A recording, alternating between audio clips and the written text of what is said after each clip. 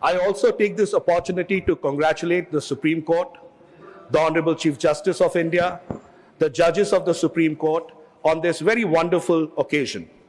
I also thank Manya Shri Meghwalji for bringing the bill, replacing the ordinance and increasing capacity. So while we do appreciate and support, I'd also take this opportunity to place certain requests that are there from the bench and bar of the Supreme Court.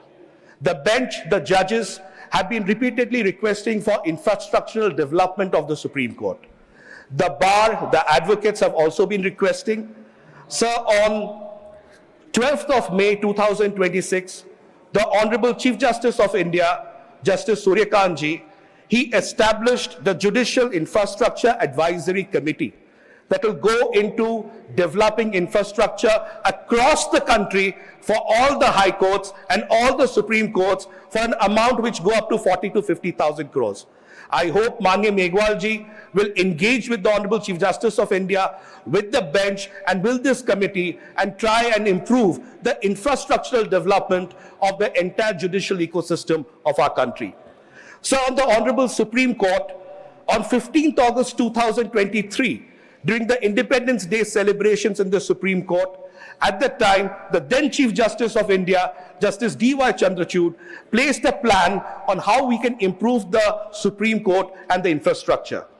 He said the Supreme Court needs 27 additional courtrooms, 51 judges' chambers, 4 registrar courtrooms, 16 registrar chambers, a new Supreme Court Bar Association library, dedicated offices for the Supreme Court Bar Association and SCORA, Supreme Court AOR Association, dedicated lounges for advocates, litigants, and registry expansion. I am very hopeful when the Honorable Minister will reply, will probably provide some succor, some support, some good news about how the government is planning to strengthen our Honorable Supreme Court. So I would like to now come to the bar, the advocates. The Supreme Court Bar Association has stated that there are 234 chambers that are being used by 468 advocates presently. But there is a requirement of 400 to 500 advocate chambers, sir. In this regard, the SCBA in 2023 had approached the Supreme Court for a plot of land of 1.33 acres, which is adjoining the Supreme Court. That was, of course, not allowed, but Manya Meghwalji is here. I'll request the Honorable Minister to kindly intervene and find out how the Supreme Court Bar Association and their request for more chambers for the Supreme Court advocates can be provided. So we talked about infrastructure. I have about, say, a very little time.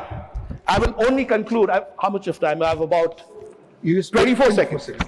Right. Since there is a walkout, I'll just take a privilege of another 1 minute, if you do not mind. Today, Parliament is not merely increasing the strength of the Supreme Court.